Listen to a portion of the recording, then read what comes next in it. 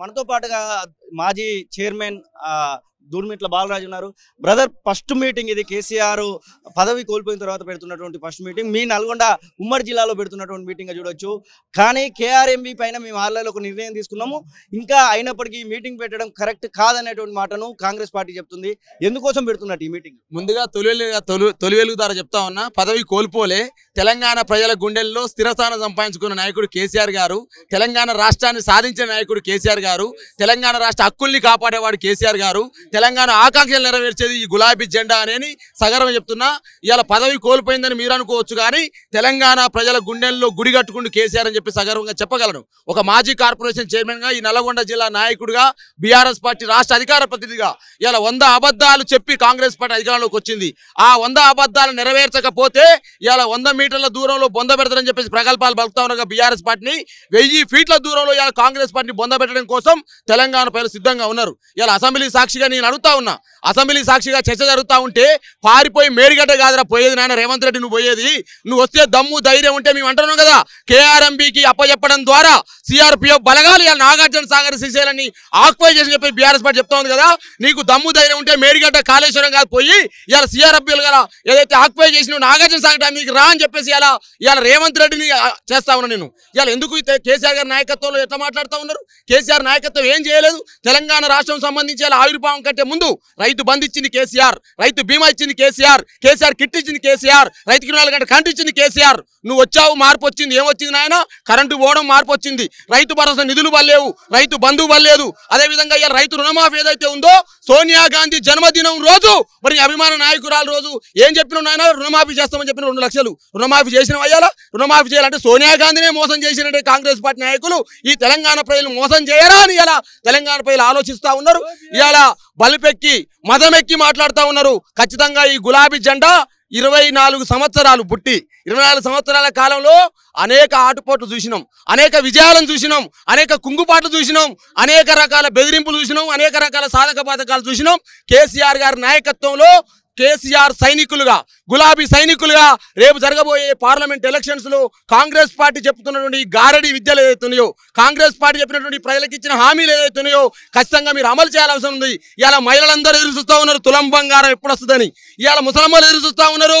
గతంలో కేసీఆర్ కు ఏం చెప్పిర్రు?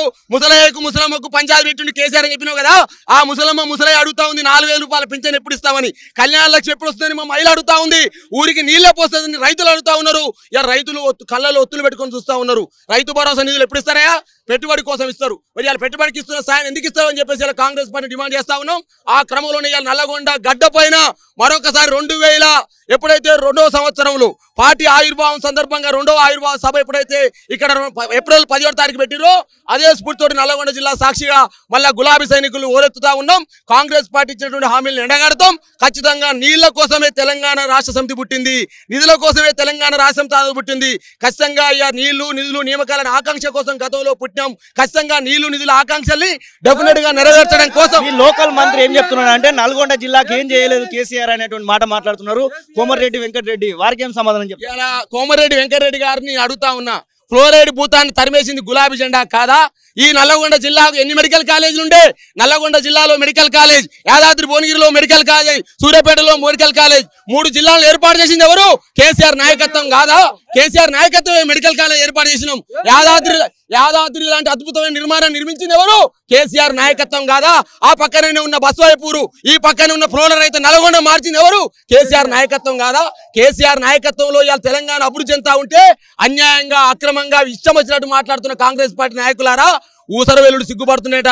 మేమే రంగులు మార్స్తాం కదా, మాకంటే ఎక్కువ రంగులు మార్చే నాయకులు నల్లగొండ జిల్లాలో కాంగ్రెస్ పార్టీలో ఉన్నారని చెప్పేసి ఊసర వెల్లుడు సిగ్గుపడుతున్నాయట. అనేక మంది యువతరం ఉంది, అనేక మంది రైతులు ఉన్నారు, అనేక మంది పేద ప్రజలు ఉన్నారు. ఈ గులాబీ జెండా నాకు రేపు పార్లమెంట్ లో యువగలం గొంతెత్తుతుంది. పార్లమెంట్ ఎలక్షన్ లో గులాబీ జెండా 20 మంది ఎమ్మెల్యేలు మాతో టచ్ లో ఉన్నారు. ఎంపీ ఎలక్షన్స్ తర్వాత మొత్తం బీఆర్ఎస్ పార్టీ ఖాళీ అవుతుందని వాళ్ళు మాట్లాడుతున్నారు కదా, మీరేమో ఇట్లా చెప్పగలుగుతున్నారు? నేనేమంటే ఇంద్రవెల్లిలో మాట్లాడారు కదా రేవంత్ రెడ్డి గారు, అది బీఆర్ఎస్ పార్టీ ఎమ్మెల్యే గురించి మాట్లాడలే. ఆ స్టేజ్ మీద ఉన్నటువంటి కాంగ్రెస్ మంత్రుల గురించి హెచ్చరించినాడు. ఎవరైనా కాంగ్రెస్ మంత్రులు నా పీఠాన్ని కూల్చాలని చూస్తే మీ పిల్లలు బలగొడతాని చెప్పి కాంగ్రెస్ మంత్రులకు. అదేవిధంగా ఆదిలాబాద్ లో మా ఎమ్మెల్యేలు ఉన్నారా సీన్ గారు, అదే నల్గొండ మా దక్షిణ తెలంగాణ ఎన్ని వచ్చినాయి? మాకు 36 సీట్లు ఉన్నాయి. మహబూబ్ నగర్, ఖమ్మము, నల్గొండ 36 సీట్లు ఉన్నాయి. మాకు వచ్చినాయి 4 సీట్లు. ఈ 4 సీట్లు మేమేం చేస్తామని కూలగొడతామా? ఆదిలాబాద్లో మాకెన్ని ఉన్నాయి, నిజామాబాద్లో ఎన్ని ఉన్నాయి, కరీంనగర్లో మాకెన్ని ఉన్నాయి? మాకు ఇచ్చిన వార్నింగ్ కాదు అది. రేవంత్ రెడ్డి కుర్చీని దావోసు పోయినప్పుడు పెడితే కుట్రలు చేసిరు కదా మంత్రులు, ఎమ్మెల్యే కుట్ర చేసిరు కదా. కాబట్టి ఆ ప్రజలకు చెప్పినట, కాంగ్రెస్ పార్టీ ఎమ్మెల్యే ఎవడైనా కుట్ర చేస్తే, కాంగ్రెస్ పార్టీ మంత్రి ఎవడైనా కుట్ర చేస్తే, కాంగ్రెస్ పార్టీ ఎమ్మెల్యేలను, కాంగ్రెస్ పార్టీ మంత్రుల్ని చింతబడగా తీసుకొని చెట్టు కట్టేసి పిల్లలు బలగొట్టమని వాళ్ళ పార్టీ నాయకులకే రేవంత్ రెడ్డి వార్నింగ్ ఇచ్చింది తప్ప బీఆర్ఎస్ పార్టీ నాయకులకు కాదని స్పష్టంగా తేలిపోయింది.